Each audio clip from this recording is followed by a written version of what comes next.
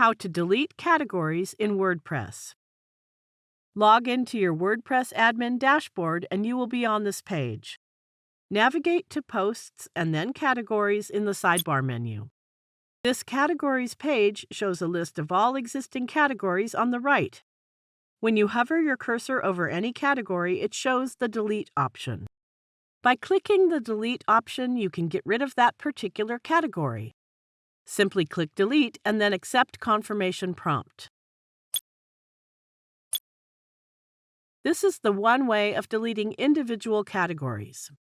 You can also delete categories in bulk. For bulk deletion, check this topmost box that selects all the categories at once.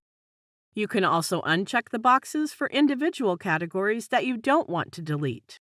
Now go to Bulk Actions and select the Delete action.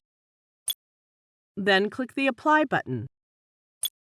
Look at the categories list. It has deleted all the selected categories. It also displays a Categories Deleted message at the top of the page.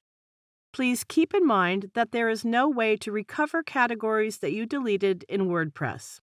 However, you can create a new category with the same name and re-add any posts sent to the uncategorized category because of the deletion.